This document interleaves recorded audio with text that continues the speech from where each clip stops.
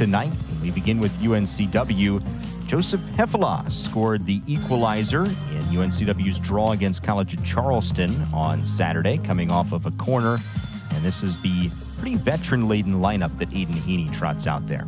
Hefela will be a key piece in the defense as he can keep the shape pretty compact, especially for the Seahawks, because they're going to be put to the test tonight.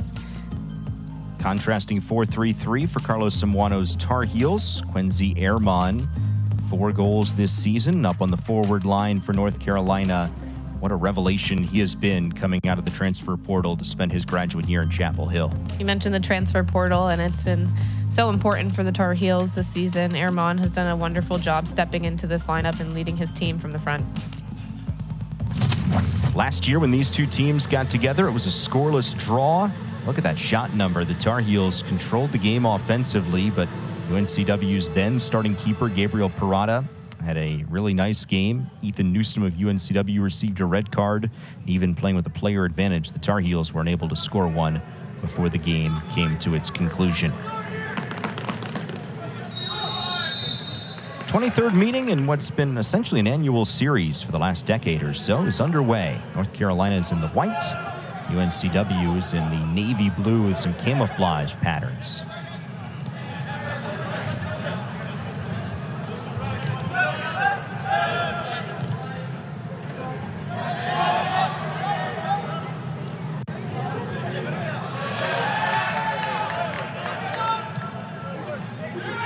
Both of these teams arrived to tonight's matchups off 1-1 draws. For the Tar Heels, it came against Notre Dame here in the home conference opener on Friday. Their second draw in ACC play thus far this year, second by a 1-1 score. First coming against Virginia Tech a week back. UNCW had to find an equalizer that we told you about from Hefela in order to draw College of Charleston on the road in Coastal Athletic Association play on Saturday night, the recently renamed CAA.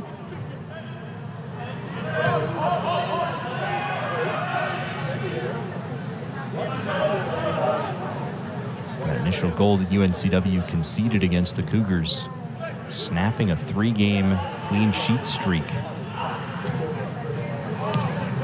Pep Casas, preseason all-conference pick in the CAA, 11 in navy blue over the ball.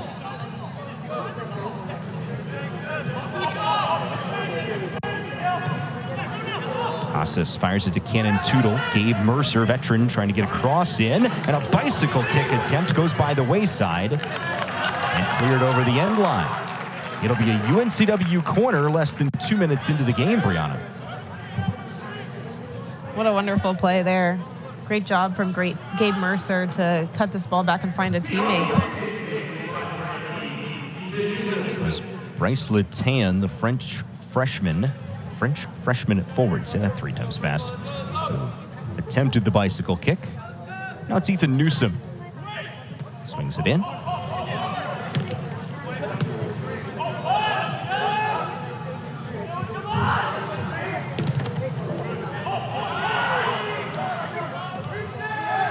Newsom drops it back for Casas. Newsom toward the box, headed on, good save. Quinn Clausen, the keeper for North Carolina, answers his first test of the night from Cannon Tootle.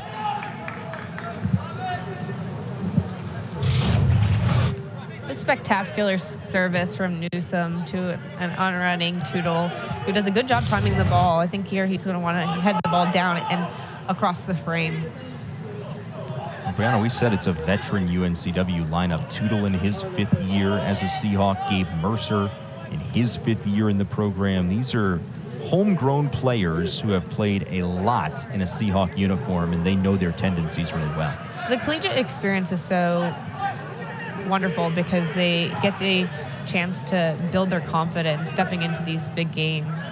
It's an in-state rivalry, so for players like Mercer and Tootle, they get to show what they can do and what they've been doing for the last 4 or 5 years. A scoreless draw last year between these two teams. UNCW was the winner on their home field in 2021. Here's Vitchian inside the box, working on Jake Shannon defensively, 15 in blue. Served on, too heavy for Burcedo. Second ball taken away by UNCW. Answered well defensively by the Seahawks.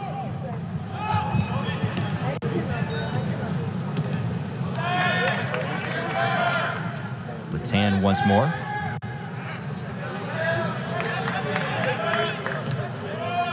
May notice for the Tar Heels, Sam Williams, the sophomore, 7 in white, wearing the captain's armband tonight. No Riley Thomas for North Carolina.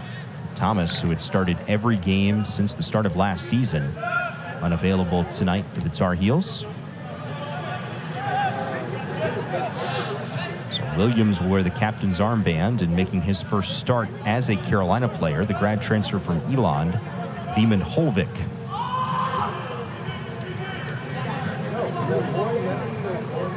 Parker Norris, Andres Cardenas going at it. Norris plays it away. Here is Williams, Red Bulls Academy product.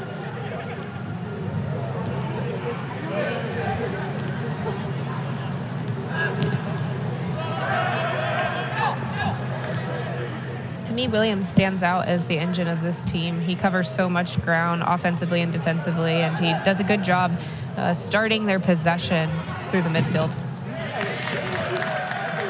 Corner for the Tar Heels.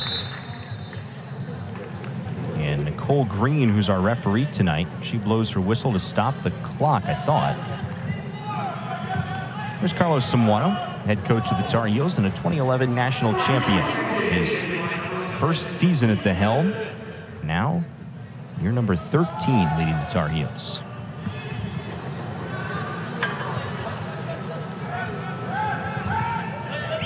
Quincy Ehrman will serve it.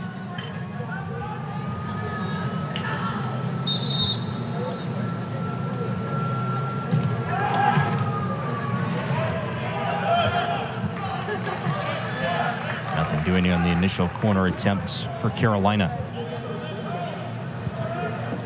13 years for Carlos Samuano. How about 23 for Aiden Heaney in the Port City? 5 times the CAA Coach of the Year. He's taken UNCW to 4 NCAA tournaments. Is a fixture in college soccer, especially in this state brand. Coach Heaney has also been a part of the UNC staff in 1995 and 1996, so I bet he's excited to be back here on what was Fetzer Field. Part of the staff in the 90s, and field becoming Dorrance Field in 2019. Essentially a new construction project on the old footprint. David Burcedo sends it back. Parker O'Farrell swings it to the top of the 6. Bodies everywhere. Ball free, and the Tar Heels score. It's Vitchian again, cleaning up the mess. And in a frantic sequence, Carolina strikes first.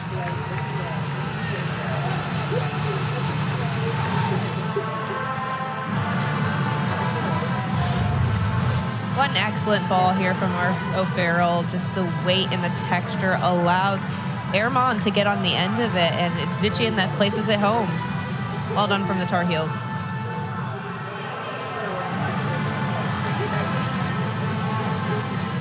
So Martin Vitchian, 3rd goal of the season for the Harvard grad transfer.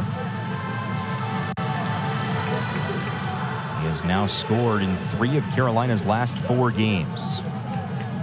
The connection that Ehrman and Vitchian have up top just shows they always know where each other are. They're looking to connect in and around the box. You mentioned that word, connection. These are guys who, while they have played a lot in the collegiate game, they have a lot of individual talents. They were not on the same roster until preseason training this year. How difficult is that to build such a connection so quickly? I think preseason is the opportunity to come in as a team, figure out where your strengths are, and put those pairings together that complement each other well. I think when Vitchian checks forward, it's Ehrman who provides penetration in behind and vice versa. And just the way they offer counter movements off the ball makes them so dangerous to defend because they unbalance the opposition with their movement. Burcedo, Ehrman, Vitchian, all in their first season at Carolina, trying to reinvigorate the Tar Heel offense. A year ago, 19 goals total, 19 games played. Easy math there. It's an average of 1 a game. Tar Heels last season were a very stout defensive team, but just struggled quite simply to find the back of the net at times. And that was the task in the offseason for Carlos Samuano and his staff. how do we get more offense? And the answer in the modern world is go to the transfer portal. And it seems so far that experiment has worked out very successfully. Well, these are the reinforcements that you always need, because at the college game, you need immediate results, and you need people who are looking to score goals right away. And he's got a handful of players who are competing to start. And I think Vician and Herman have just done a wonderful job. Bursato as well, getting around in front of goal and putting teams under pressure. Bursato from Quinnipiac. We told you Vician from Harvard. Long ball sent in, easily played by Randolph. But then Herman from Seton Hall. All coming to Chapel Hill and all finding their place in this Carolina system very early on in this season.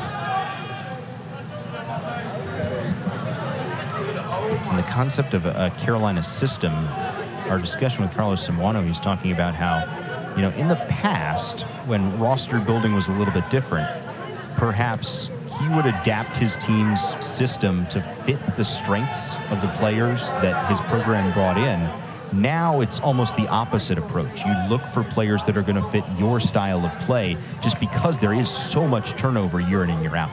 Absolutely, and I think for Coach Samuano, he has a lot of fluidity in his system where it requires players to have the tactical and technical understanding where they can read what the game is asking and then ultimately apply it. And he has a handful of players that do that so well, that work off of one another and put the final product together. So I think Coach Samuano should be proud of just the way they've started this season. 2-0-3, kind of a funky win-loss record with the 3 draws in there. There was also a game that was canceled due to weather. So 2 wins, East Tennessee State and VCU, then 3 1-1 draws. But all told, it's an undefeated start through 5 games for the first time since 2015. Yeah, and ultimately, if you can figure out ways to not lose and then have your team find its stride during ACC play, that's when it ultimately matters. And I think they're hitting their stride at the right time. Speaking of hitting their stride, Ethan Newsom bringing it forward for UNCW, 18 in blue. Now it's Casas. Sends it in for Latan. Heavy touch wide of the frame.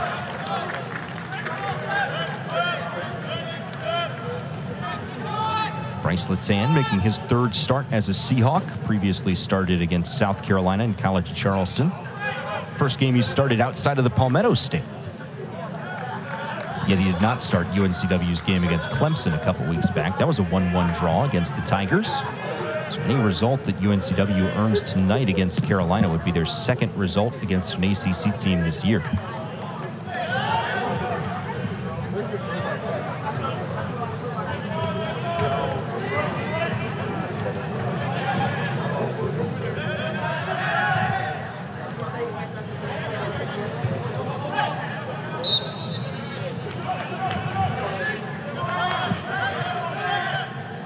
Cardenas committing the foul.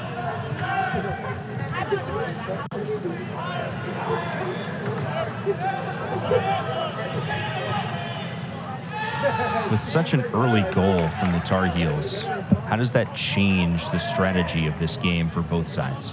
In the first few minutes, the Seahawks came out with tons of energy. They were pressing defensively, but they don't look the slightest bit deterred by the goal. I think for them, they just need to maintain possession, be confident on the ball, have a quick speed of play, and establish their tempo and their rhythm. And it only takes 1 goal to get back in this game.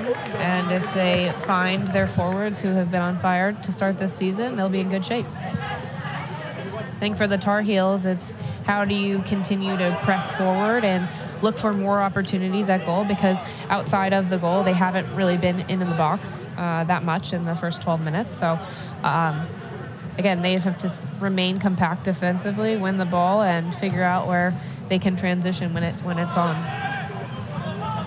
And you were on the call Friday night for North Carolina and Notre Dame, a game in which the Tar Heels scored and had ample opportunities in the first half to add a second goal and really turn that into a lopsided affair against the Irish. But Notre Dame, credit to them defensively, kept it a one-goal game and found a late equalizer to walk out of Dorrance Field with a point. Yeah, and I think that's a huge learning moment for the Tar Heels.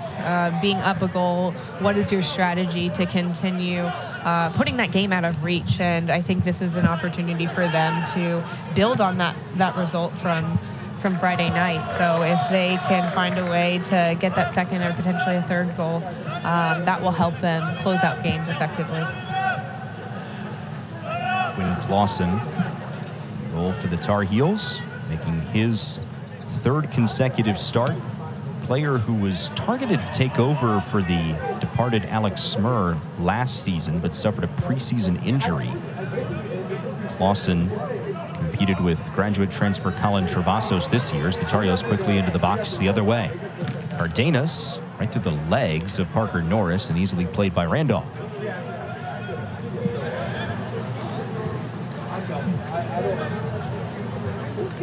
Good job by Carolina to get it quickly into the box and try and find something offensively there.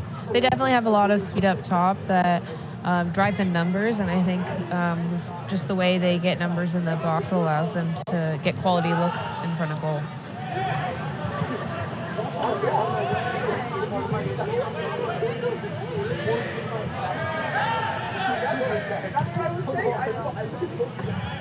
Switch of play. Headed back by Holovic. Defensive Player of the Year in the CAA a year ago at Elon. Conference rival of UNCW in that league.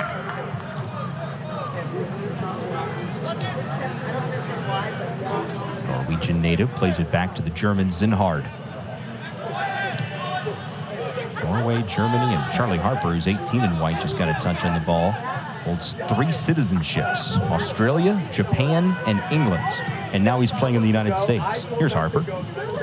Talk about world experience. Yeah, citizen of the world.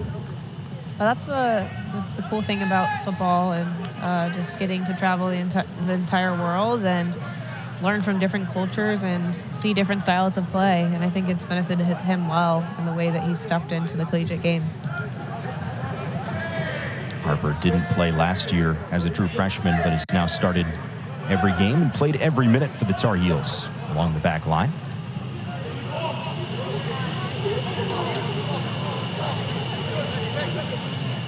Latan centering past Newsom. Newsom lets go a shot and sails over the crossbar. Ethan Newsom didn't finish the game last year when these two got together. 72nd minute red card. Seahawks were still able to earn the draw.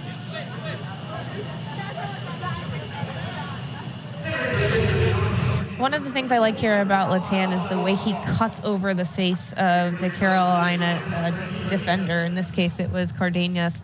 And the way he cuts over just ensures that he can either draw a foul or get inside and look for a teammate to pass to where they got a shot off.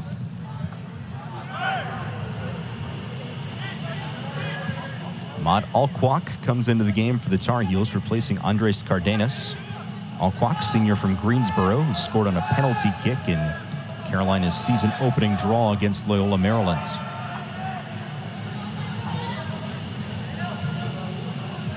Alquak does a lot to continue to earn minutes. I think he's been effective in his time that he's gotten on the field. He goes at players 1v1, and he looks for quality service, especially on the end line, and he actually contributed to the goal against Notre Dame.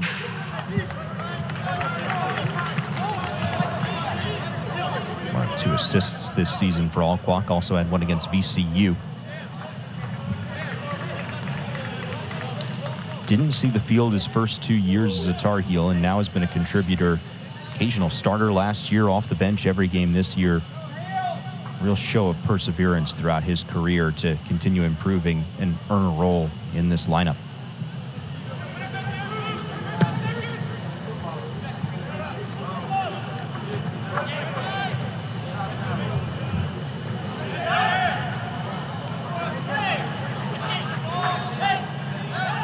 Casas takes possession for UNCW.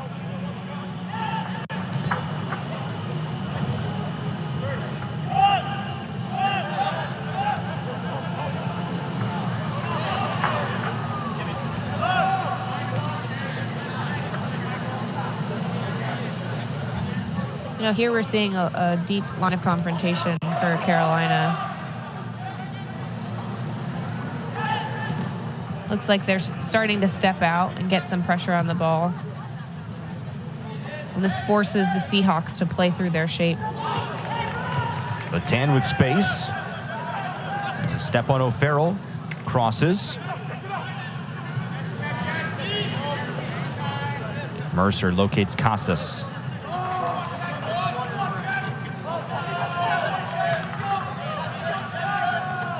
UNCW had a chance on that cross, but the touch was a tad too heavy.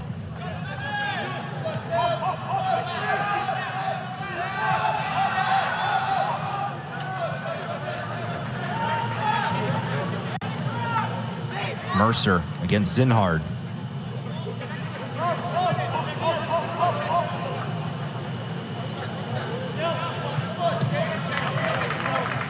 Switch of play to Hefla. Quickly back centrally, Jake Shannon, the NCFC product.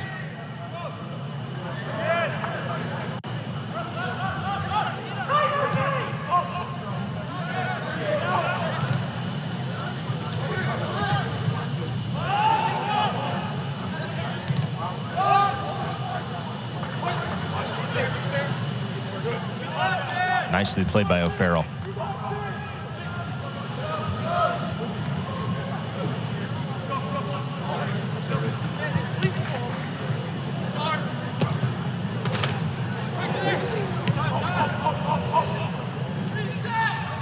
UNCW will have another throw.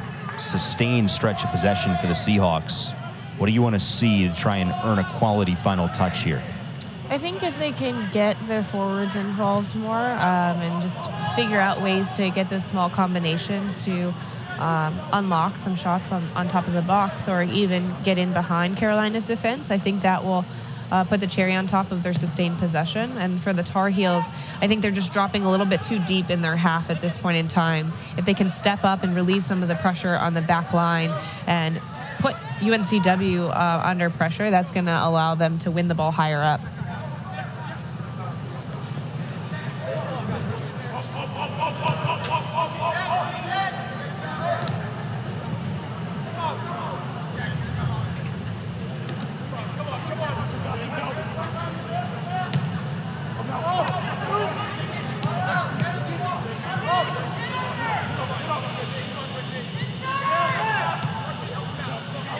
Jaden Strumeyer out on the wing. Mercer, 1v1 against Holovic.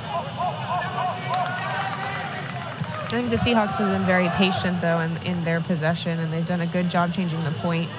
And it's causing Carolina to have to shift, and as they shift over time, spaces open up through their middle where they can play through and expose some gaps. And definitely a patient approach trying to pick apart the Tar Heels. Jamison Charles coming off the bench for the 5th time this year. Minneapolis senior, born in Haiti.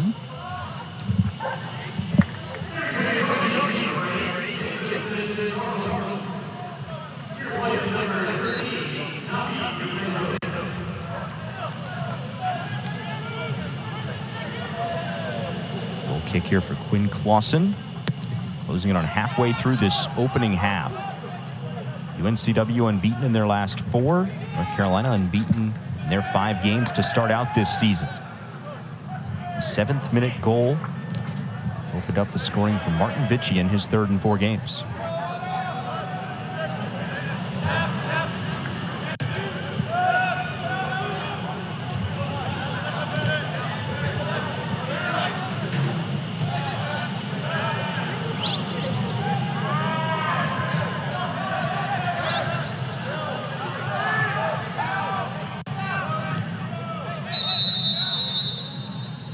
Play has been brought to a stop here because Quinn Clausen, the keeper for the Tar Heels, you may have seen it on the goal kick, Brianna, but he definitely, something was off here. It seems that he just caught a little bit of tightness in his thigh here on the goal kick. He mishit it, but luckily his defender, Till Zinhart, was there just to continue the build. But I think for him, that's like a devastating loss if he's not able to play the rest of the game. But in comes another opportunity for another goalkeeper to step up. Andrew Cortez has gone to the scorer's table. Cortez was one of 2 primary starters a year ago. We talked about it earlier in the broadcast. Clausen was in line to take the starter's job last year after Alex Smir went pro to Minnesota in MLS. And it was an injury to Clausen in preseason that opened the door for Cortez, a transfer from the University of Portland. Now he's been shuffled down the depth chart this year, but all of a sudden his number gets called in the middle of a game here with his team in front by a goal. Big spot. And you can see just the way he shakes hands with his teammates, steps up with confidence. I think that shows that they have trust in him because he does have some experience here with the Tar Heels. And it's another big opportunity for him to step on the field here at home.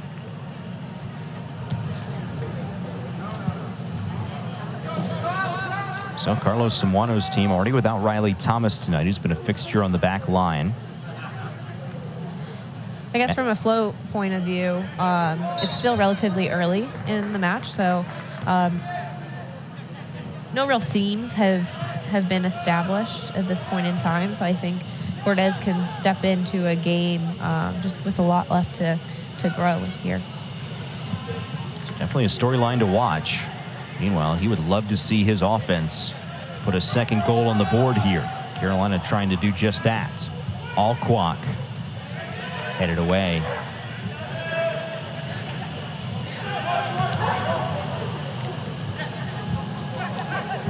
Alquak once more. Switches it out. Herman hesitates.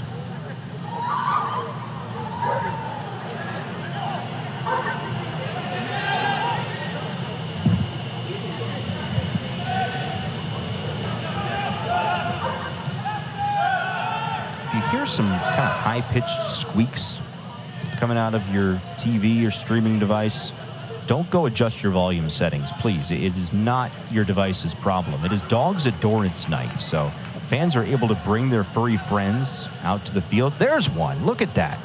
Very cute. So many good dogs. Incredible.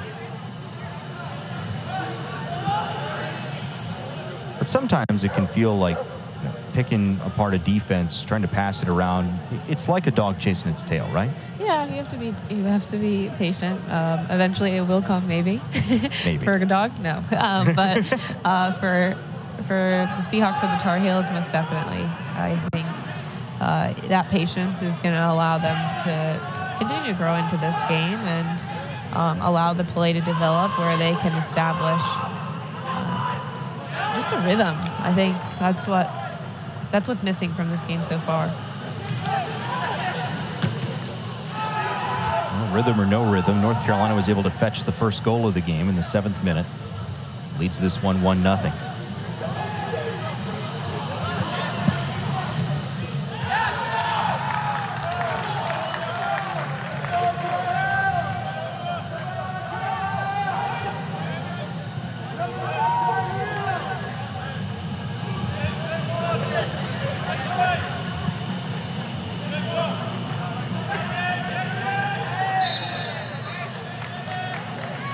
Even without much of a rhythm, very clean game so far. That's just the second time that Nicole Green has blown her whistle to call a foul.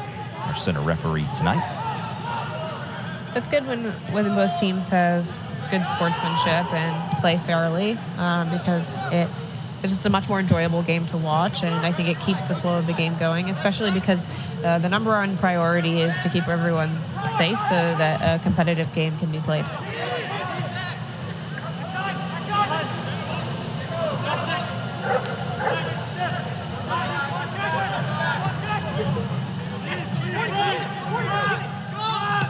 Zinhard away for a Seahawk throw.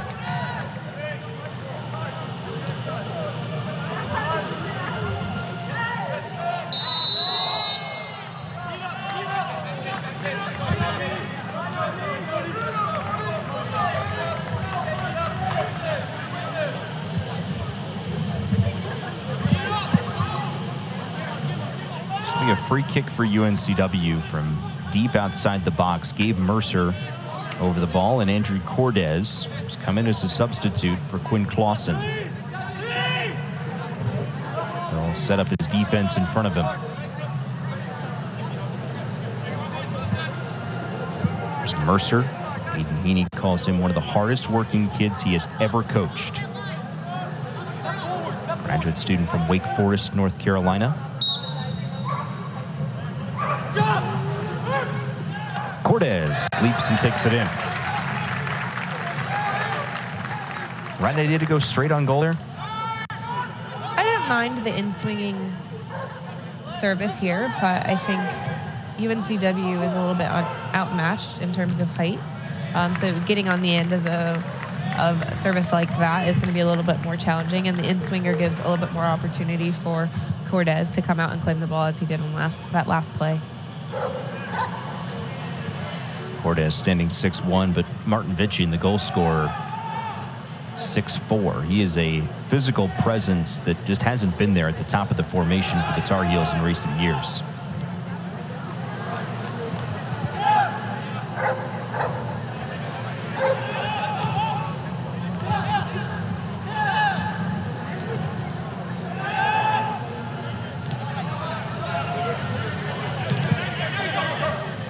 Harper and Alquak.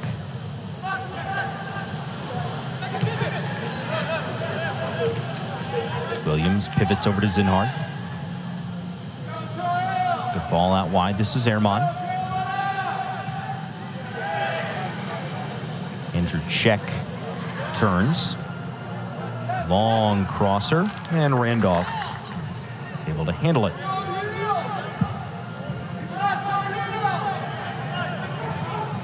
Sitting at 5-3 in shots in favor of UNCW for quite a while now. Shots on goal, 2-1 Tar Heels.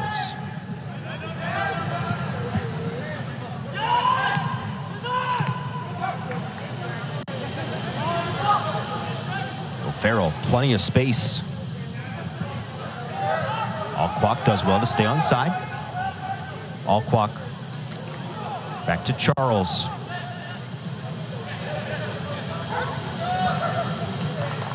You can see that chemistry between O'Farrell, Alquak, and Charles here on this left side. There's a lot of interchange, and they're consistently looking for each other.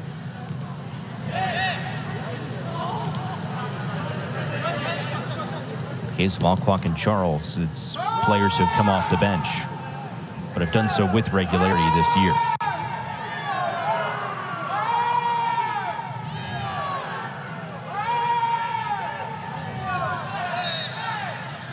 Physical contest, Mercer and Ehrman. Quincy Ehrman began his collegiate career at Palm Beach Atlantic, then onward to Seton Hall, now here to Chapel Hill for his third stop as a grad transfer.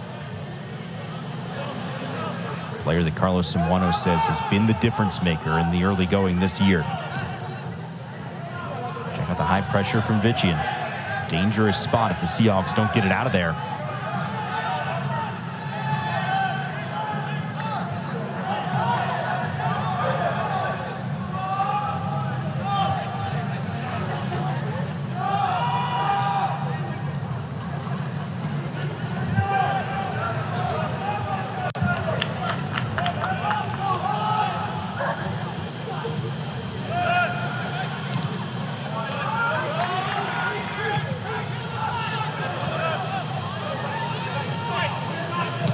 Tan. Michael Morrell, the veteran, forces Shannon to go chase that one down, which he will.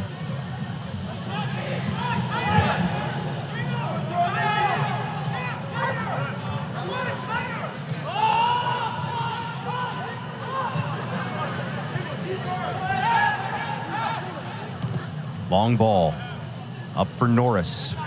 Norris, he'll turn. He'll cross it, headed out. Second ball controlled by Casas.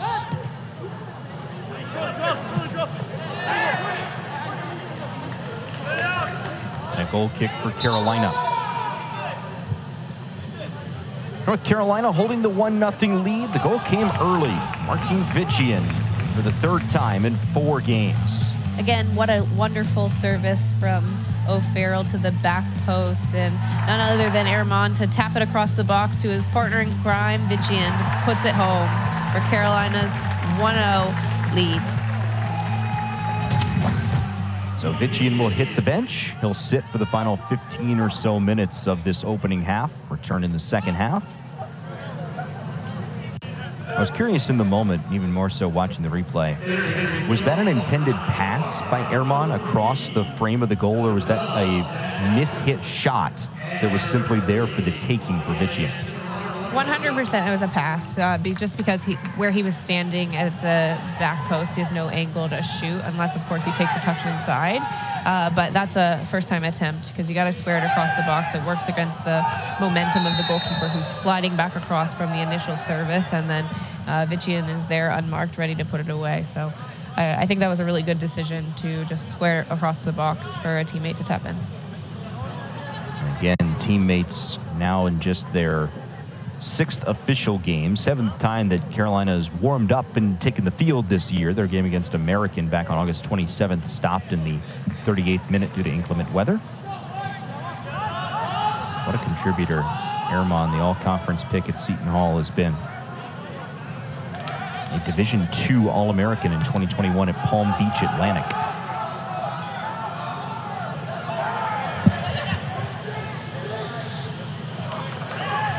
Kind of interesting to me that both Erman and David Bercedo began their careers at non-Division I schools, then went to a school that is Division I, in Erman's case, Seton Hall, in Bercedo's case, Quinnipiac. But a D1 school that's not at the level of an ACC or a Big Ten kind of school, and now have come here to Chapel Hill as graduate students. I think the experience that they got at their other schools allowed them to have the confidence to step up here and be key contributors, because when you get to the opportunity to play on a stage such as the ACC or the Big Ten or any other conference like that, I think anybody could be excited about it, because you're playing against top-level competition. The resources increase in terms of just the access of the things that the programs have. And I think it's just a good opportunity for growth and development in their careers. Tell you what, tip of the cap to the Sun Belt. Speaking of transfers, Carter Bolia comes in for UNCW, transfer from Binghamton. But the Sun Belt Conference, which, by the way, UNCW owns a 2-0 road win over Sun Belt member South Carolina earlier this year.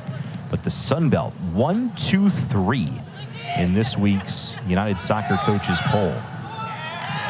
The road to the College Cup is definitely a country road, with Marshall and West Virginia coming in 1 and 2. And UCF, a new member of the Sun Belt, checking in at 3rd in the poll this week.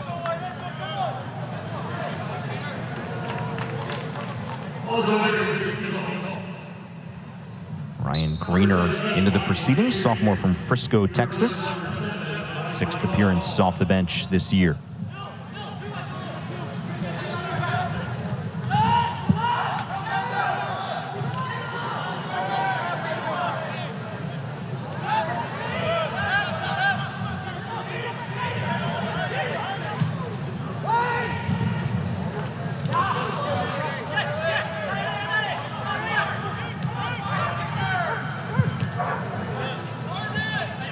Cordes, Portland transfer, came on to replace Quinn Clausen.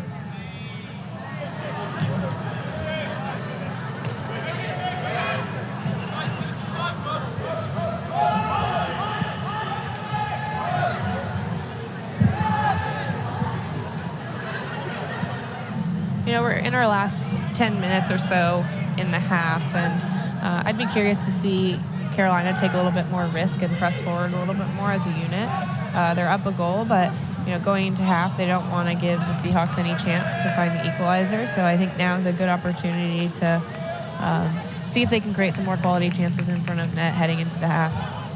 It seems from the outside, and you may disagree or agree as a player, that any goal in the waning minutes of a first half, whether it's the goal to go up 2-0 or an equalizer to go into the locker room 1-1, that really swings the mental aspect of the halftime break, doesn't it? Yeah, it's most definitely a momentum shift because you want to go into the half feeling confident about what you've done, feeling like you're commanding the game and the tempo.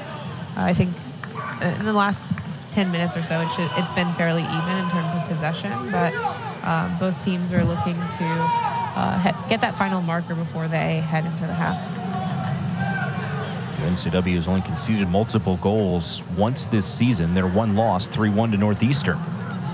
Tar Heels trying to change that. Herman's shot blocked, sends all the way out near midfield.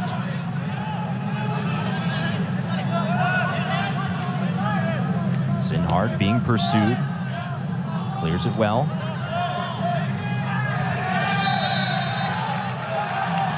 Seahawk foul. Carolina will have a free kick just across the midline.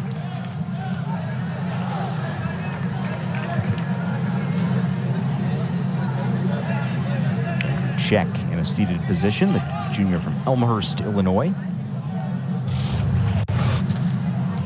Just a little bit of a late tackle here from Omar Abaltalib. Just steps on the ankle.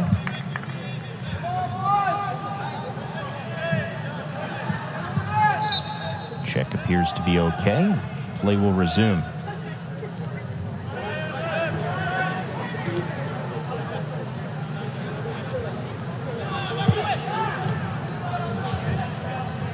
Ehrman.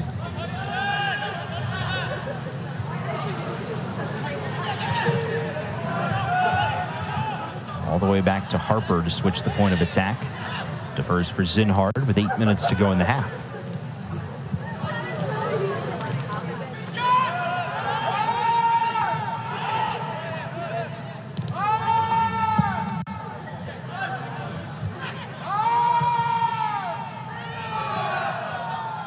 Ehrman, quick touch on, check. Ehrman again, centered back for Williams. And the captain airmails it above the goal. Sam Williams trying to dial long distance.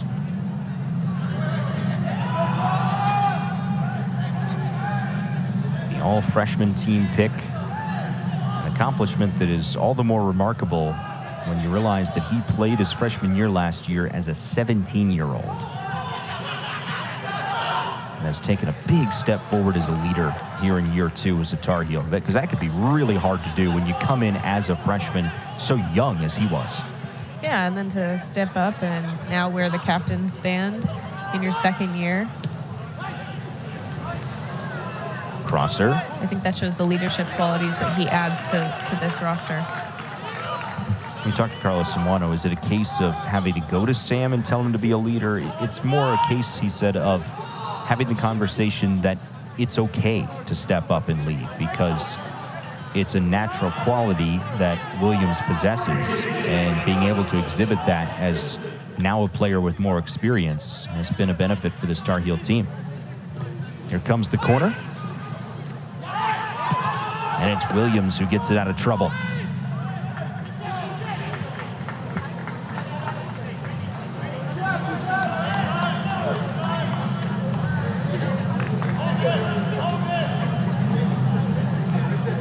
Strumeyer.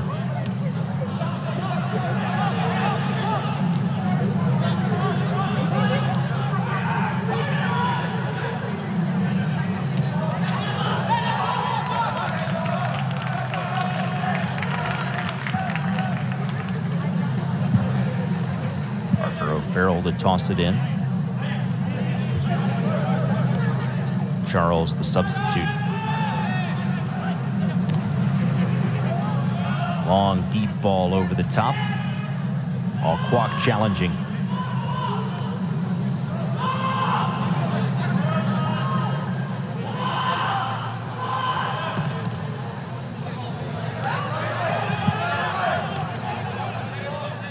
Williams again takes possession back, then loses his footing. But loses the footing with assistance. So a free kick. I think he does a good job here using his body just to shield it a little bit and pick up the foul.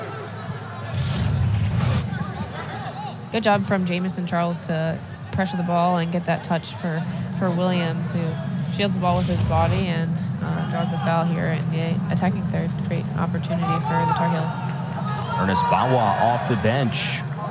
Of course, Randolph off his line, and it's a Tar Heel corner. Another good bit of pressure here from Bawa just to follow up and go put Randolph under pressure, because it earns a corner kick for the Tar Heels. It's just a good bit of anticipation as well, because most players would assume that it's rolling out of bounds. So Ehrman will stand over the ball to take the corner, just as he did with the Tar Heels' first corner of the night. Low flat ball. And it's out, but off Carolina for a Seahawk goal kick. On both of Carolina's corner kicks so far, they failed to beat the first man to give them a chance. I think if they do earn another corner, it's getting it over the first player so that their runners in the box have an opportunity to get on the end of it.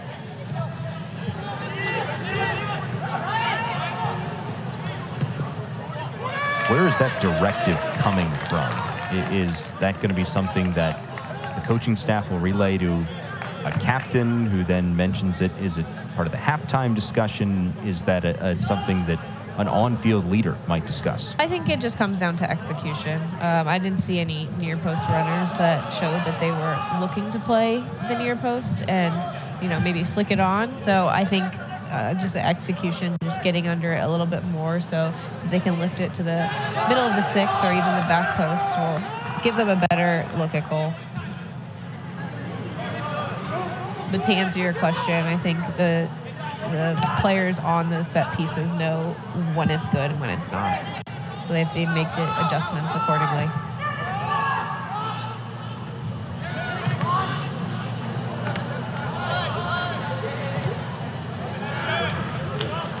Underneath 3 to go.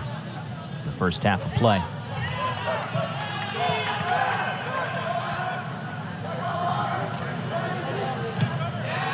Up at halftime, we'll take a look around the ACC. Busy Tuesday night of non-conference action.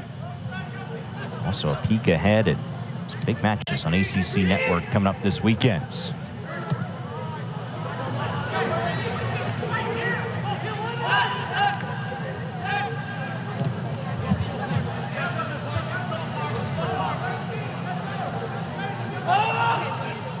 Goalie of the sub.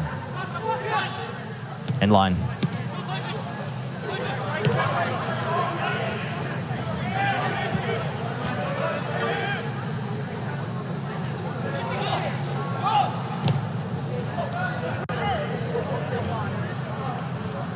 Box ball too heavy for Ehrman.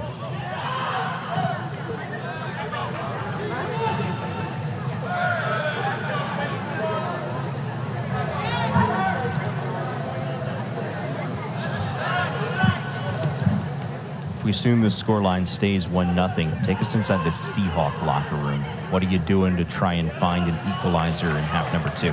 I think they're still very much in this game. I think they've done a good job commanding the possession throughout the midfield, and it's just that final piece, just the change of pace and change of direction in their movement, and then their passing on top of the box. If they can get a little bit of interchange to unbalance UNC's back line, I think that's going to be an important role in getting quality shots off, because Till Zinhart and Charlie Harper have done such a good job closing those gaps through the middle and making sure that they keep the spaces compact.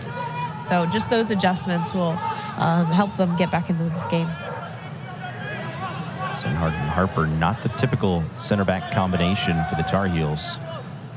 No Riley Thomas tonight. Unavailable, snapping his streak of consecutive starts that dated back to the beginning of last season.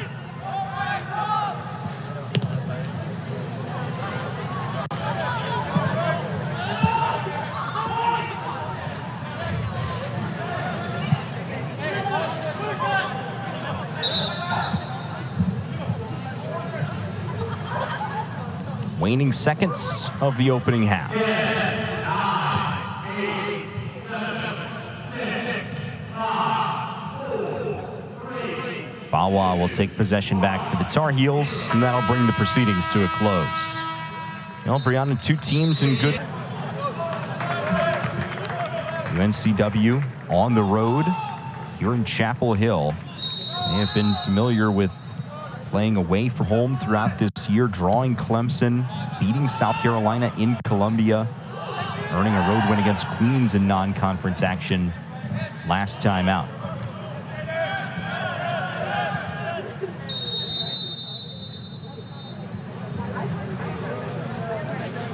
And so now less than 20 seconds in, seems that due to contact to the head, Nicole Green is calling the training staff out onto the field to follow the protocol with Charlie Harper. This is a safety first situation.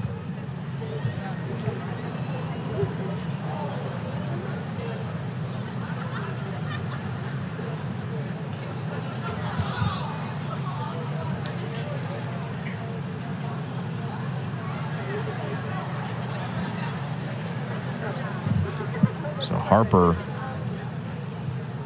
over there receiving the medical attention. Let's see what happened here. Yeah, he attempts to go up and just catches a little bit of an elbow to the lower jaw. But good on Nicole Green just to stop the play, follow the protocol, and just make sure that Harper is safe here.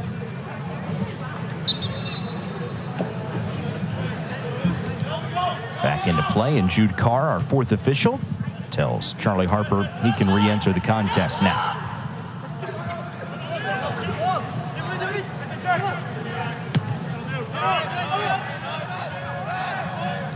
North Carolina with all starters out there with the exception of the left midfielder, Jamison Charles, who began this game as a substitute, came in off the bench in the first half, replaces Andres Cardenas. Carlos Simwano starting 11 for the second half. It is Charles over the ball now. Your thoughts or observations on that substitute, Brianna? I think Jamison Charles has done a good job when he's come in. I think he's been aggressive on the flank in terms of applying pressure and keeping the ball alive. He offers a lot in the midfield in terms of his mobility and just the ball circulation that he provides. So just to add him into the lineup in the second half, it stirs that in-team competition just to compete for minutes. And he's a Tar Heel that wears number 8.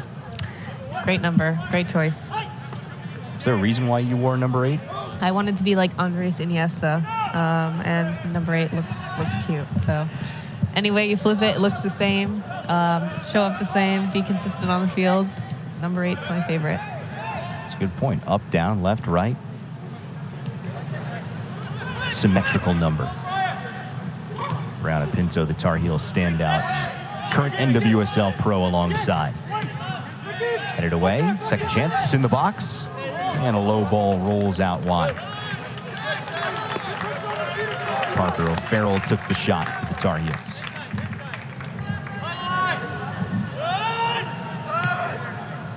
Played in just 3 games last year as a freshman. Now O'Farrell made his way into the starting lineup. No Matt Edwards for a second straight game for Carolina here tonight.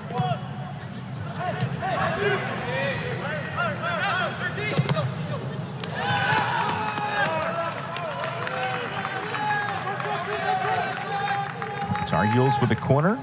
It'll be their 3rd of the game. And this offers an opportunity. We saw the first couple. Carolina did not get a very quality look on either one. Now a chance to get that addressed in this first corner of half number 2. Test for Jacob Randolph in goal.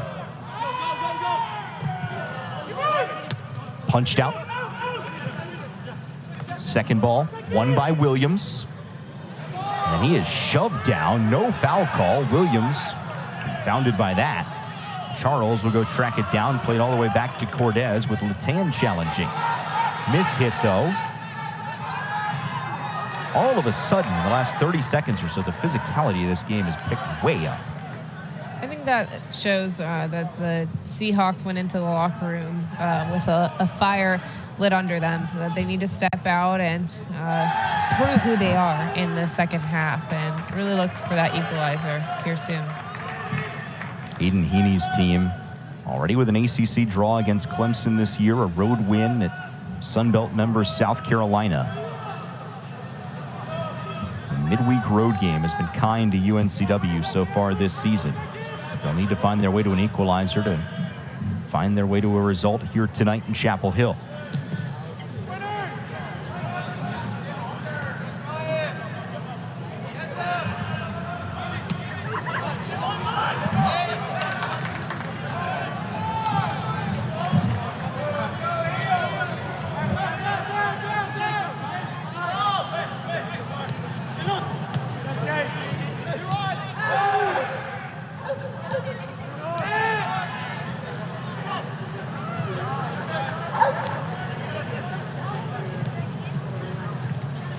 Brandon, we talk about the Seahawks coming out of the locker room with a fire, playing hard, trying to find their way back into this game.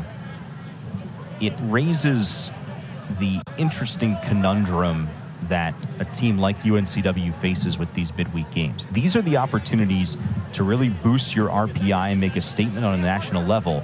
But at the end of the day, the most important matches on their schedule, we talked about it at halftime, they're the conference showdowns that come up on the weekends. And a difference between the men's game and the women's game is the structure of the season and the intermixing of conference and non-conference play. And it creates quite the challenge for these coaches to fill in those puzzle pieces. Yeah, I think I'm glad you brought that up. I think just the mix-up of conference play versus non-conference play is another challenging element, just because you have to manage your players' minutes so much more. And for UNCW, they can't afford to lose a result in their own conference. So, you know, here against Carolina, it's really important that they rotate players, make sure that they keep everybody fresh for the weekend, but also put in a good performance to boost their RPI, because if they can get a tie or a win here, that will be huge for them. And the Coastal Athletic Association, a league that Aiden Heaney says has more parity than he has ever seen it in his 23 years coaching at UNCW. It's a league that can send multiple teams to the NCAA tournament. They did a year ago. Hofstra and Elon both went many times in recent history. That conference has sent multiple teams. And so it's all creating a challenge for Coach Heaney and his team, both from a scheduling standpoint, but then once the season gets going, as you said.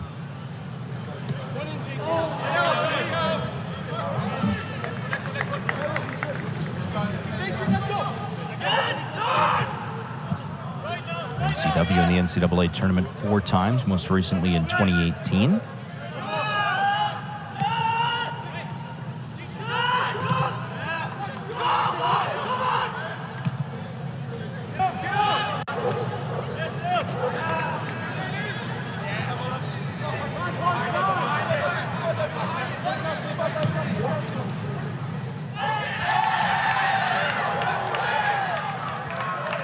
Physical play. The Seahawk bench wanted a foul. None came.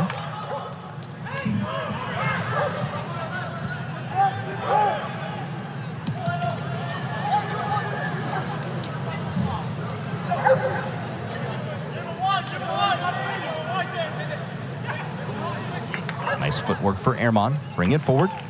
Over the top, Vercedo. Cross blocked. Squirts free at the top of the box. Randolph steps out to gather it in. We mentioned it back in the first half. Yes, the Tar Heels scored early, goal in the 7th minute to take the 1-0 lead. And then for much of the duration of that half, had some trouble getting into the box to create chances. Yeah, I think here in the second half we've seen far more attacking third entries, and I think the Tar Heels are starting to apply that pressure that they need. I'm sure Coach Simwano had a conversation about them about growing from the game from Notre Dame and figuring out how to press forward and get the second goal to put this game out of reach. Just 4 nights ago in the ACC home opener, Tar Heels struck first against Notre Dame. Led the shots in that game 19-10. Notre Dame took 1 shot on goal, and it turned out to be the equalizer in a 1-1 draw. Carolina's second of ACC play.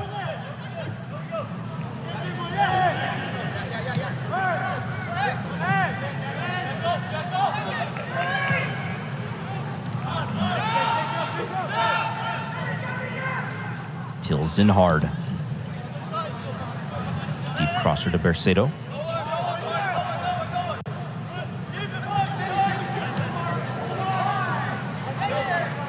Harper, good to see him okay after being checked out by the medical staff a couple of minutes ago.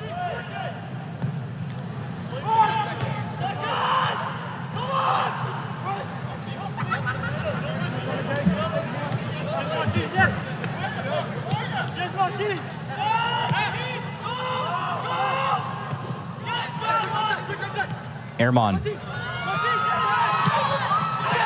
Second one of the game. It's a brace for Vician, and the Tar Heels double the lead.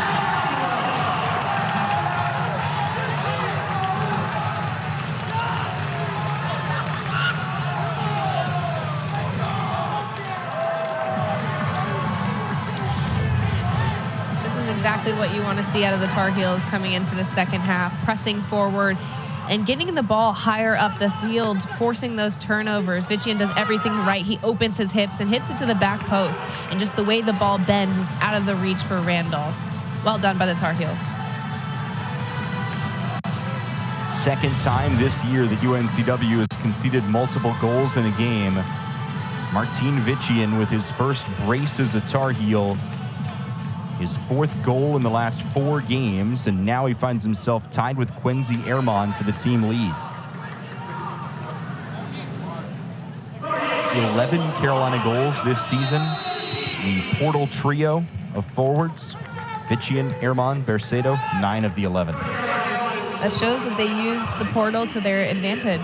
It's proved to be a massive asset here for the Tar Heels.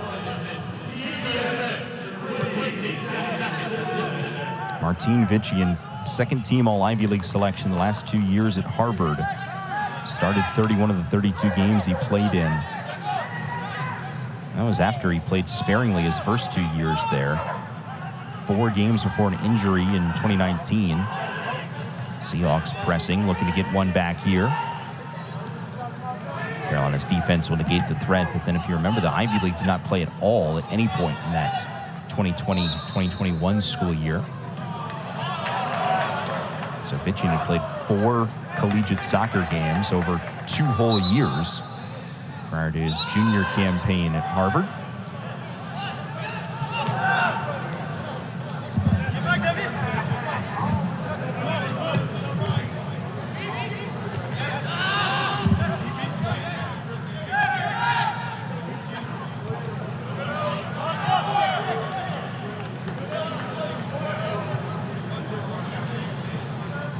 Grad transfer, Beeman Holvik, first start as a Tar Heel tonight in place of Riley Thomas, who's unavailable.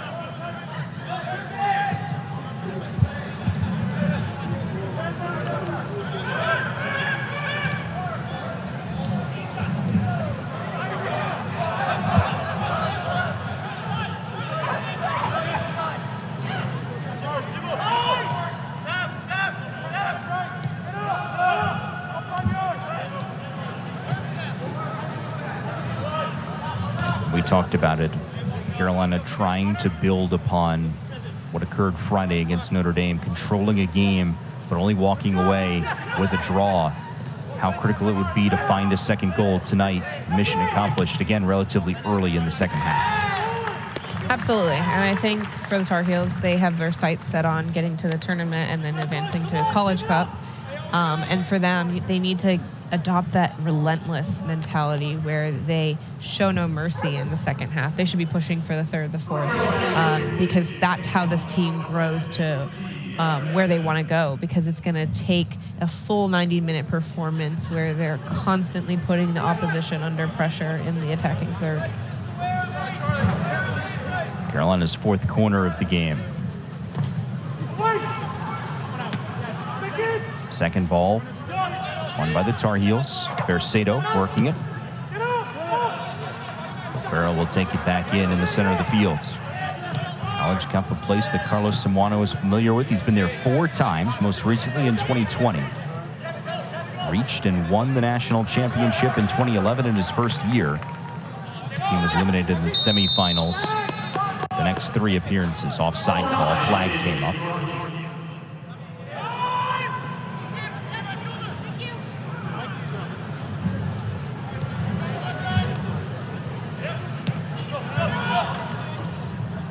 at halftime, we looked at the results across the ACC and some other matchups as well. And I think this is a game for the Tar Heels to dictate who they're going to be, because if they can extend that goal margin, that shows that they're a team that everybody should fear.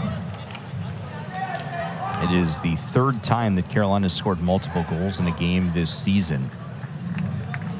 They've won the previous two. All three of the draws were 1-1. But a 2-1 win against East Tennessee State, 4-1 win against VCU, and a multi-goal win tonight, if this scoreline holds, would continue that trend. Bercedo taken down. Bryce Latan, none too pleased at the foul call. Bryce Latan slides and tries to get the ball just on the back shoulder, but it appears that he drags them down, earning the Tar Heels a good set piece, a good look at goal, because they're not too far outside of the 18, and this is a chance for them to serve the box. Now it's this about 30 or so out? I'd say so, yes.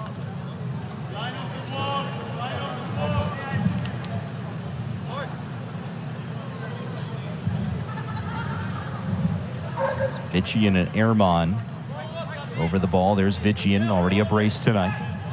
They might shoot it because there don't appear to be too many players on that last line. 3 Tar Heels forward.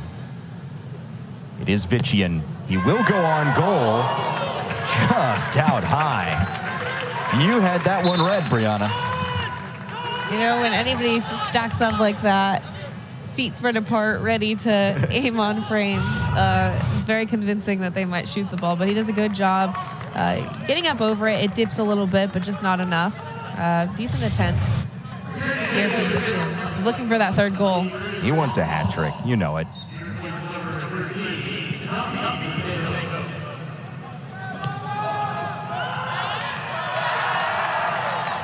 Deep giveaway by the Seahawks, and Carolina will keep the pressure up here. And you can hear the energy from the bench. They're absolutely electric. They can feel how the Tar Heels continue to grow into this game and apply more pressure up higher in the field.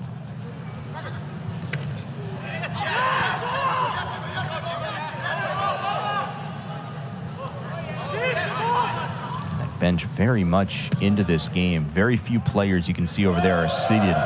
They're all standing up along the sidelines, trying to will their team to at least a 2-0 victory, if not more.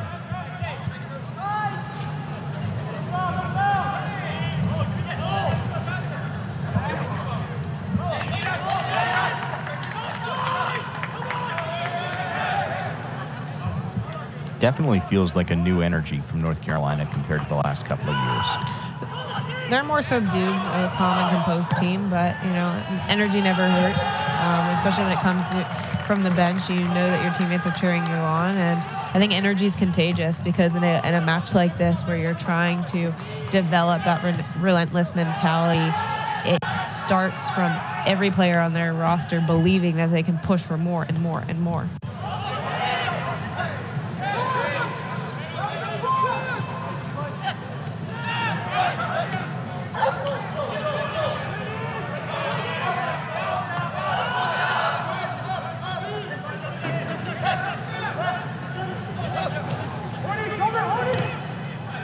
Earlier in this half, we saw Ethan Newsome in a little bit of a higher role, and I feel like that's actually where the Seahawks lost a bit of their way, because he did a good job in the first half getting on the ball, facing up, and establishing some possession for them. Newsome, you see him streaking onto the play here, bottom central of your screen, 18 in navy blue.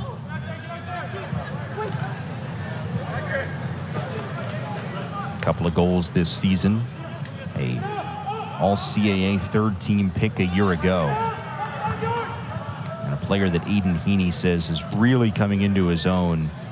Not necessarily a breakout player because he was an all-conference player last season, but still one that his team is looking at a big year. Clock will come to a stop on a heavy collision between Jamison Charles and UNCW sub Alex Hornaday. And Charles will earn a booking here.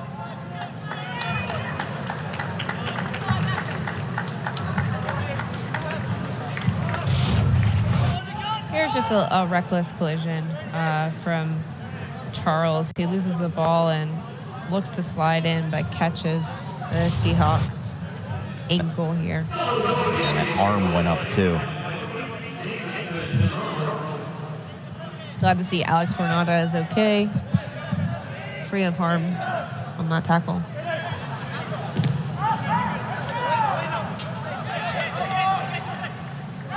Fourth appearance of the season. A freshman, an alum of Wake FC at the MLS Next level.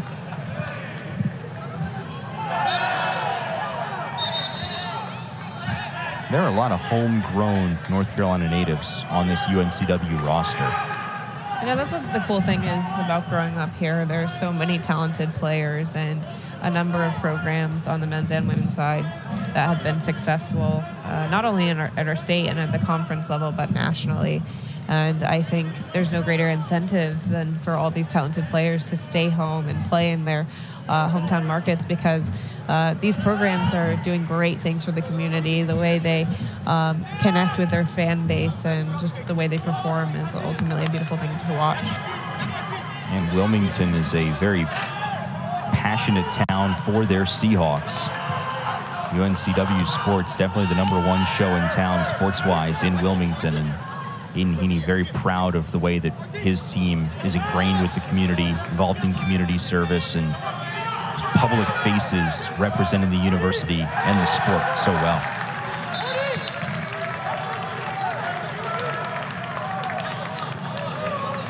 A 23-year bench boss trying to help his team find their way back into this one here tonight. They'll need at least 2 to try and continue what is a 4-game unbeaten streak. Airmon will have a seat. I'll clock back in for Carolina.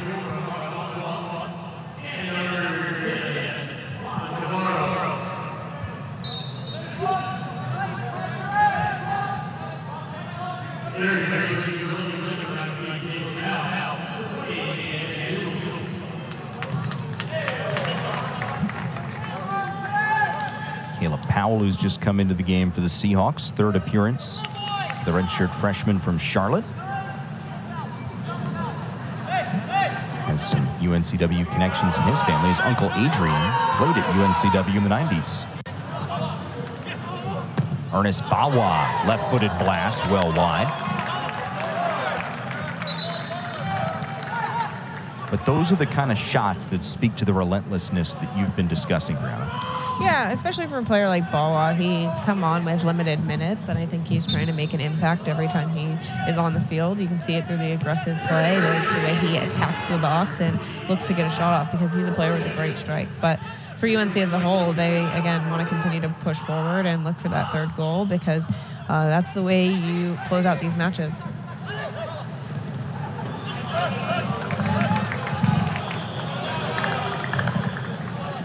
Bawa started the first game of the season against Loyola Maryland, off bench ever since.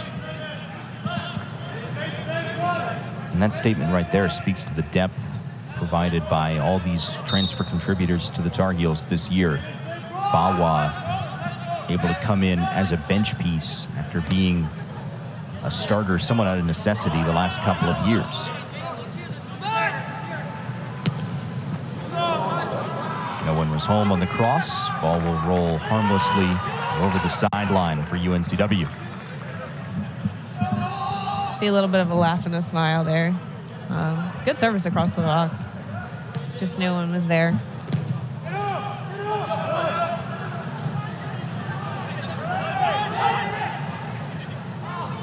There's Ethan Newsom.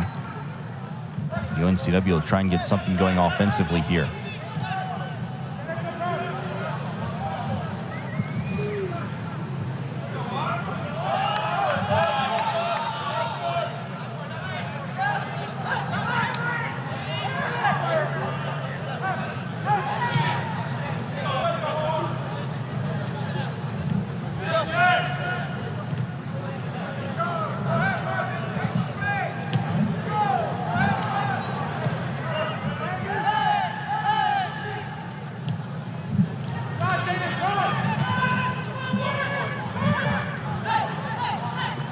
Mercer being pursued from behind. He'll play it back to Jake Shannon. Gabe Mercer has had a little bit of a quiet night, and he's here far from goal. You know, as a leading goal scorer for the Seahawks, you want to see him get involved in and around the box. 3 tallies prior to the start of play tonight for Mercer.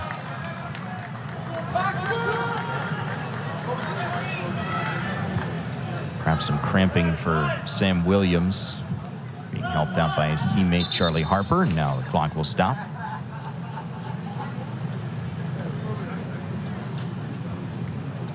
All ACC freshman team selection from a year ago.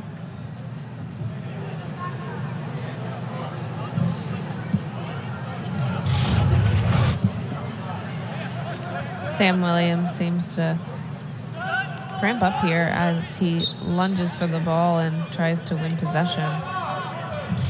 Back up on his feet.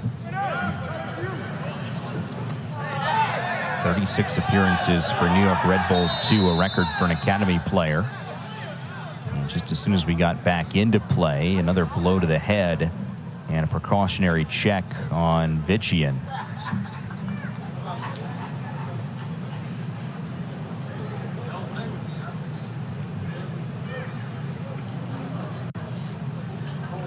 Some moments to make sure it's okay. He can come out and join this conversation.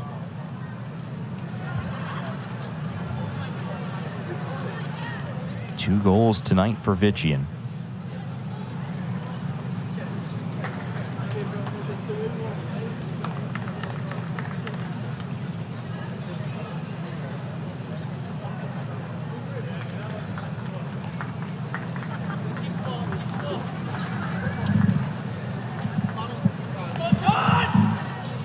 Go to the sideline before he can come back in. Juan Cafaro is entered for the Tar Heels.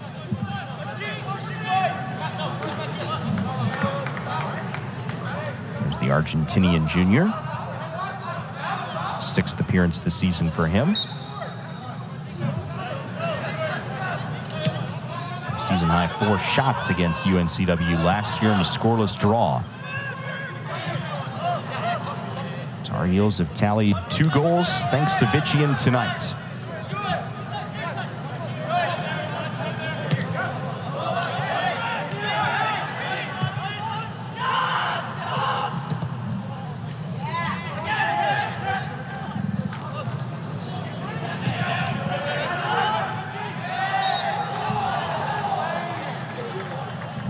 You know, in the build-up for the Seahawks, they've done a good job getting the ball into the midfield, but it's that next piece, getting on the half turn, facing up and seeing if you can drive forward, because a lot of their turnovers have come off of one-touch passes that have been intercepted by the Tar Heel midfielders. Here's what led to Gabe Mercer receiving a yellow card just now. Yeah, it's from behind. Reckless. I think here you can move your feet and figure out how to win the ball, because they did have numbers in the space to earn possession. So Mercer earns a booking.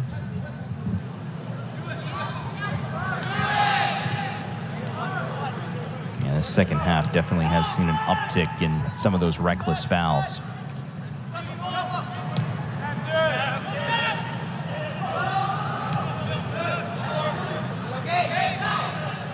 Zinhard over for Bawa.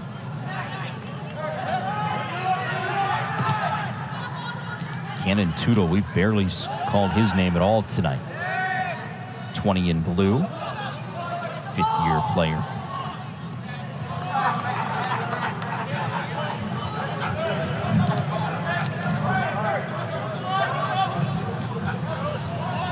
Vichian, good to see him back involved in play. Down in the corner.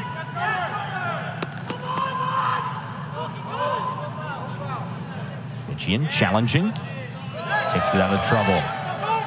Juan Cafaro. Quickly over to Holvik. Sent on. Vichian, can he use his head? Randolph ends up smothering it.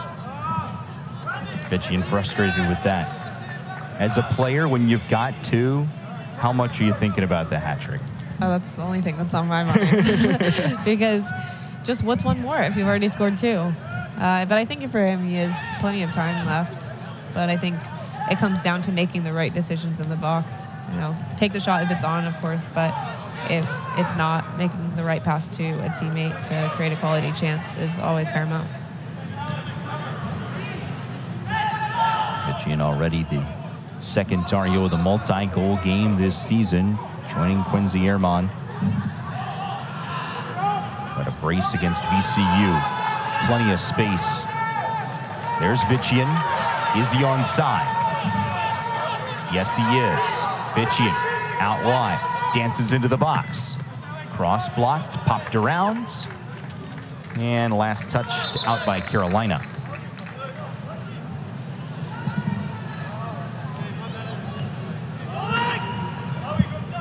Ehrman will re-enter.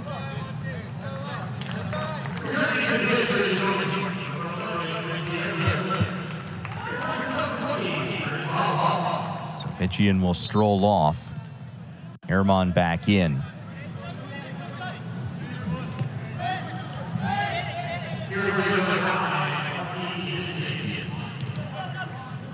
Pep Casas.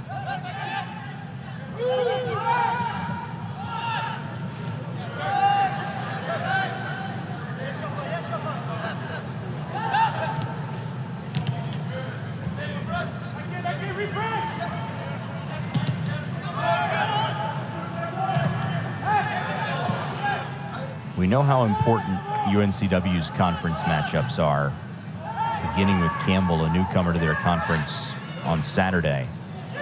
But speaking of Saturday action, that's when Carolina's back in ACC play next. It's here at Dorrance Fields, and it is the rivalry that you circle whenever the schedule comes out. It's Carolina-Duke, not only a rivalry, but a matchup based upon the results this year that is going to have a big say in the ACC's Coastal Division race.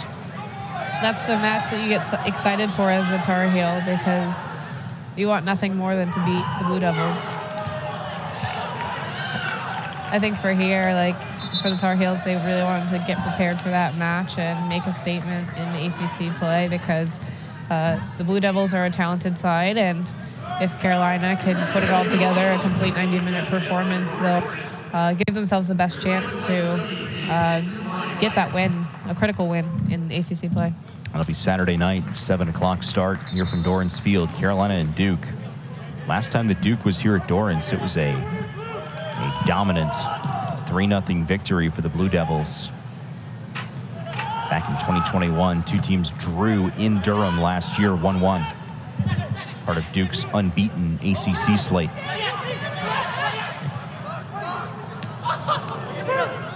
Ball pops in the air. Randolph take care of it.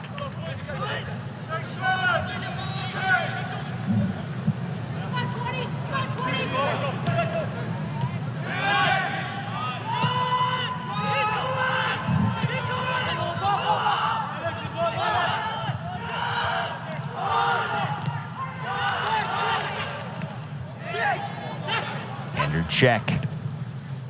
Sends it across. Oh, Alquak. Cafaro, another chance for him on the ground. And there's the third of the night for the Tar Heels.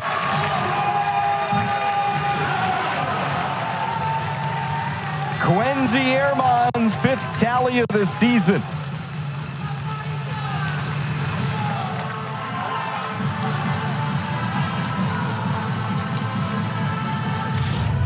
You could feel the momentum shift here. Carolina does a great job forcing a turnover and attacking third, and they get the ball across from Czech. Alquak does a great attempt at a bicycle kick, but it's Cafaro who keeps the ball alive and squares it across the box to Quincy Ehrman, who calmly puts it away.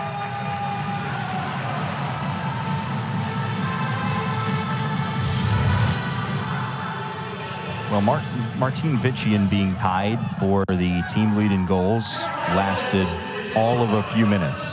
If he comes back in, I think he's going to be motivated to look for that third goal, because I think in team competition is good. You always want to compete and be the leading goal scorer, and I think it brings the best out of people when you're chasing excellence. And obviously healthy competition is good for a team, because if you've got a number of goal scorers who are willing to contribute and can step up in a big moment, that's going to help you later down the line in the postseason. So now make it 12 goals on the season scored by the Tar Heels, 10 out of the new forwards from the transfer portal.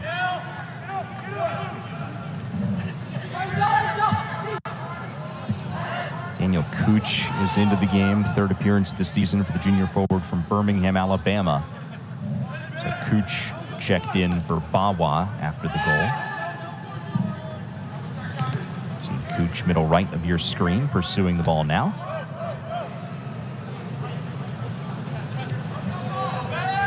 I think for the Seahawks, it's limiting those careless turnovers. I think in the last goal, they gave it away in a spot that they shouldn't have. I think the press from Carolina was fairly obvious. You could hear it from the bench. You could hear it from other players on the field about closing the space. And for the Seahawks, it's how can you evade that pressure? How do you change the point of an attack and get Carolina shifting? Because ultimately the ball moves faster than the players do. So if they are composed on the ball and can get it to where it needs to go and avoid that pressure, then they would not be in the position that they are in now. Something to get addressed for the Seahawks, who came in here riding high, unbeaten in their last 4, 3 wins and a draw. Now tonight, a decisive North Carolina victory, assuming that we don't see something totally unforeseen in the last 15 minutes here. And it's going to be quickly back to the drawing board for the Seahawks as they dive right back into conference play, taking on Campbell on Saturday.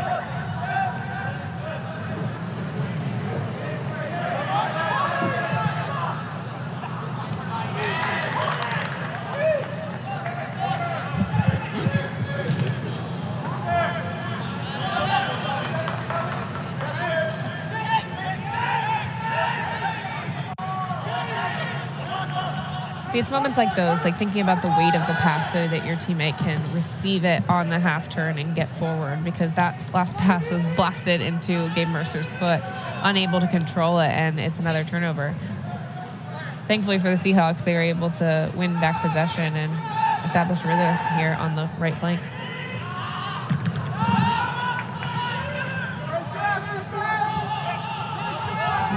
Yeah, imagine watching this one back as a team. Won't be fun for UNCW, but will provide a lot of those teaching points before conference play resumes.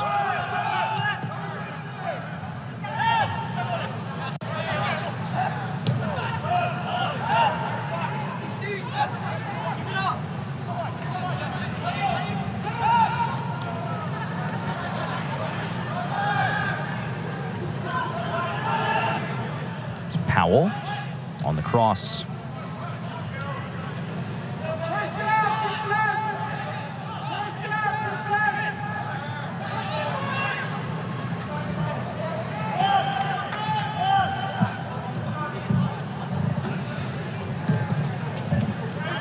Tell you what, Carolina's offensive performance in this second half, as they have outshot UNCW 6-1 in the second 45.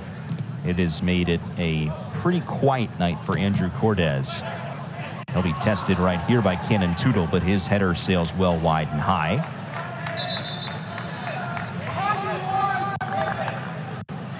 There's Cordes, came into the game to replace Quinn Clausen, who left due to injury in the first half. Subs for UNCW. Jack Clarkson appearing, the Houston, Texas sophomore. He's the son of James Clarkson, who was the head coach of the Houston Dash in NWSL last several years, 2019 to 2022.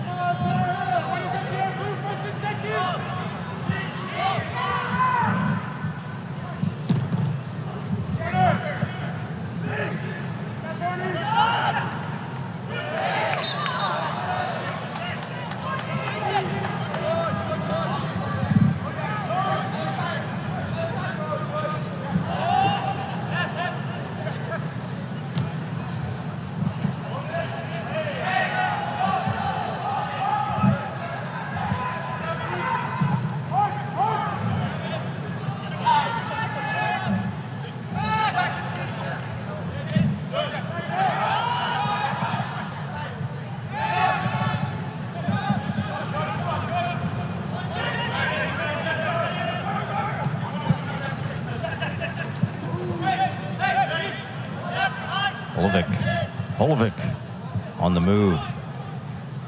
Human Holovic still beating his defenders into the box. Bercedo taken down. This will stay with Carolina. Williams widens for O'Farrell.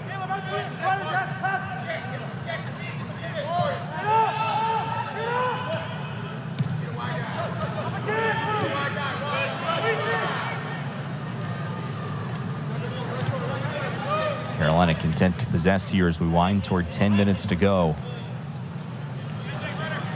Long run into the box.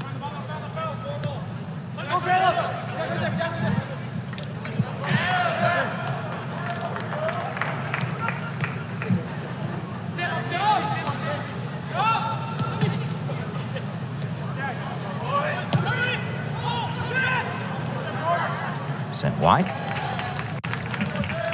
Good recovery run here from Czech, just to put that out of the play, slow down the game, help them close out what is presumably a victory for the Tar Heels.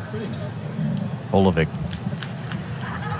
cramping up for the second time in the last couple of minutes. Vician waiting to check back in. Maybe that hat trick and tying for the team leading goals is still out there. Who knows?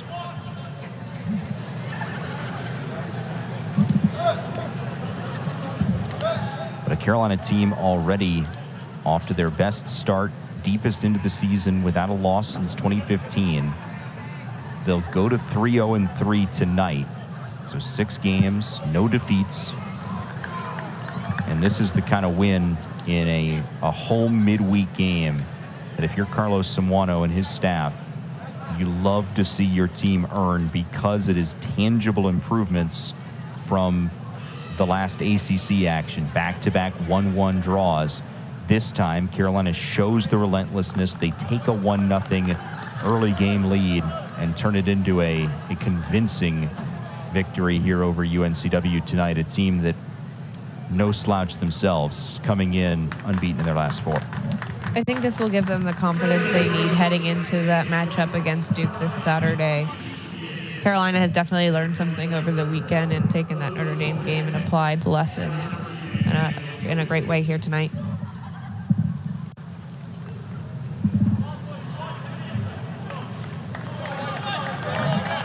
If you were with us at halftime, we showed you North Carolina's upcoming schedule. It is 4 consecutive NCAA tournament teams from a year ago coming up. Duke on Saturday, then the Tar Heels head to Pitt. Panthers seem to be a touchdown from recent years, but nonetheless, still a very, very solid team in the Steel City. Their non-conference showdown 2 weeks from tonight against Elon, who made the tournament. Here's Vician, by the way, working himself toward the box.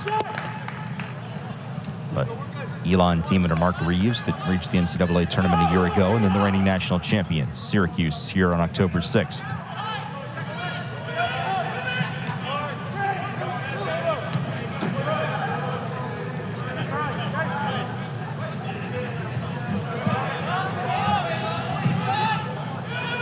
Long ball over the top, headed away Zinhard. Cortez off his line, terminate the threat.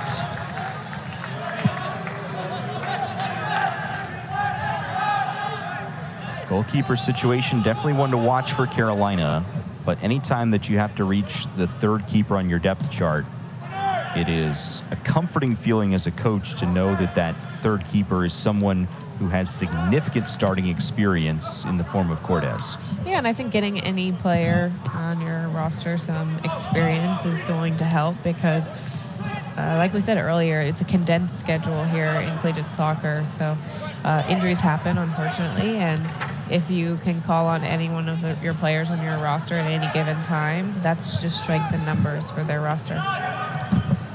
Strength in numbers and goals, strength in numbers on the forward line. All 3 starters are out there right now. Bercedo.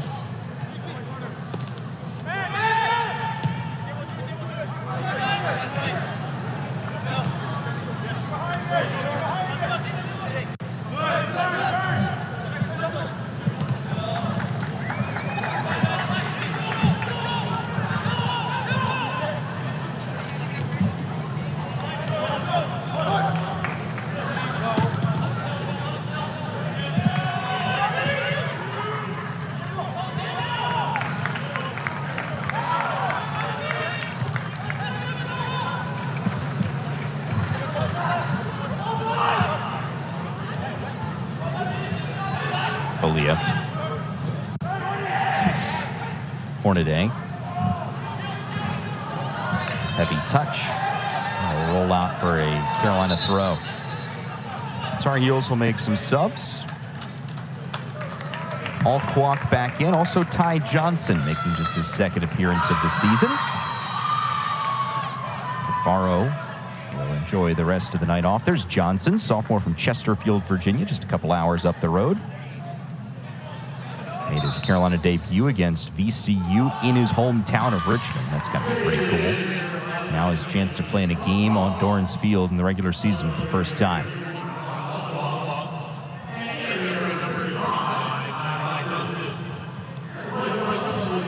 And for a player like a Ty Johnson, as we mentioned, strength in numbers, someone who's clearly working hard in practice, trying to earn more minutes as the season goes along. These short auditions in game action, that is a show of support from Carlos Samuano saying, hey, you're working hard, you're getting there, you're able to see the field in limited game action, keep on going. You're still young in your career as a sophomore.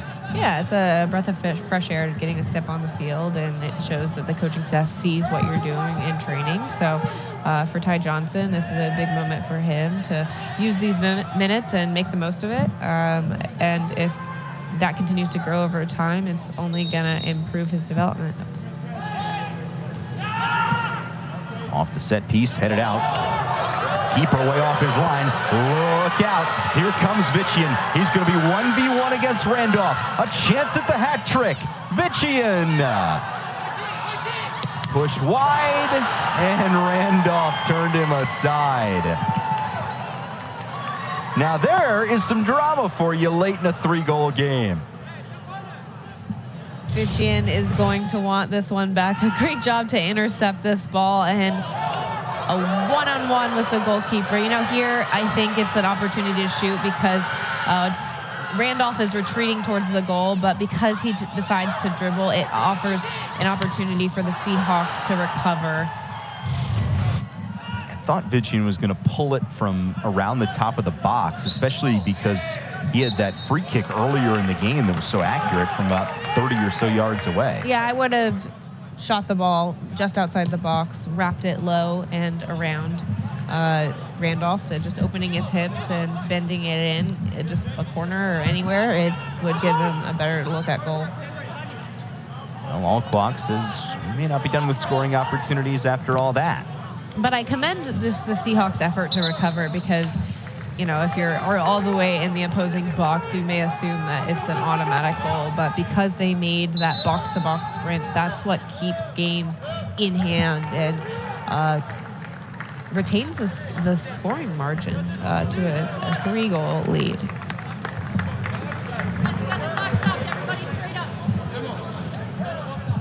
Carolina debut for Kevin Gorbel, freshman from Boca Raton, Florida, Spanish River High. His first action as a Tar Heel. With that, he becomes the first true freshman of the 2023 recruiting class to debut in game action.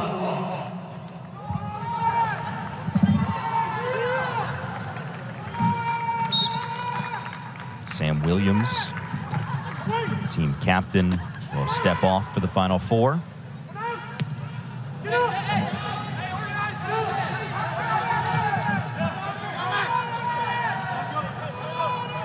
Alquak turns on the Jets. Looking for positioning to get a cross off.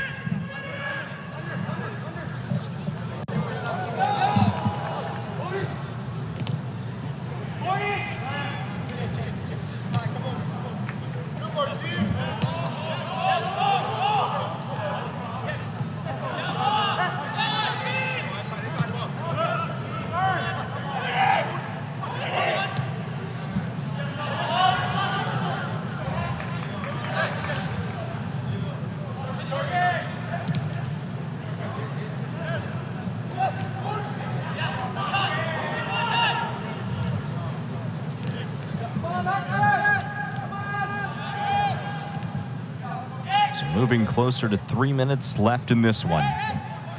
Tar Heels opened the scoring in the 7th minute. Martin Vichian's first of 2 tonight. He tallied another one in the 55th. And Quincy Ehrman retook the team lead in goals with his 5th of the season. That came in the 74th minute.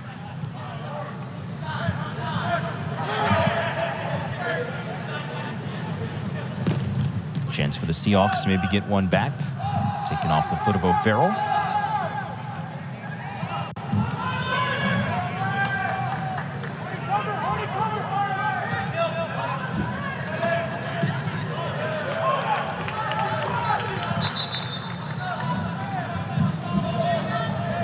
Late Seahawks sub. Powell will step off.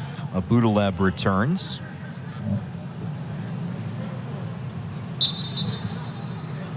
Abudalev, the Barton transfer and Asheboro, North Carolina native.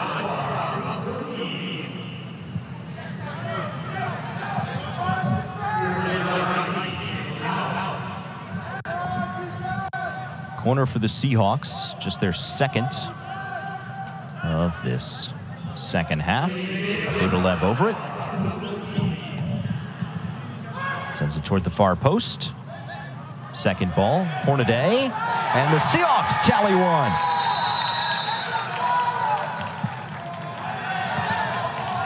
Oh no, they're going to wave it off?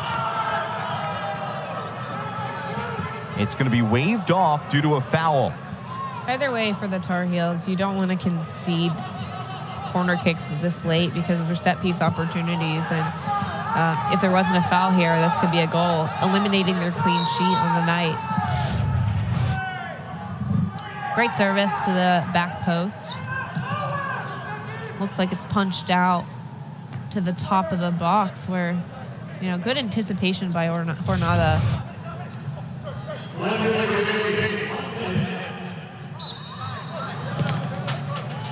Effort to win the second ball.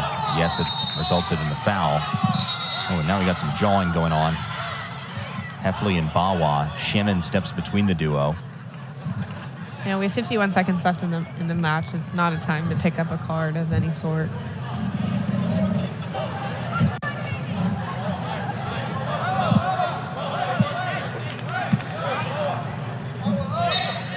Two teams that may not be conference foes, but they've played essentially annually for the last decade, the only exception being the pandemic year in 2020 with the weird schedule.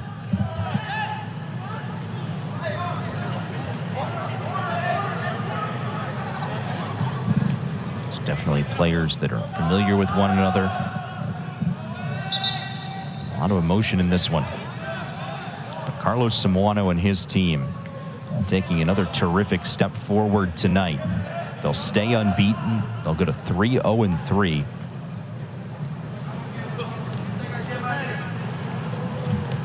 And make tangible strides in finishing off a game that they took control of early. One last shot, handled by Cortez. He'll jump on top of it and preserve the win for the Tar Heels. Impressive performance for North Carolina start to finish tonight, Brianna. I think the Tar Heels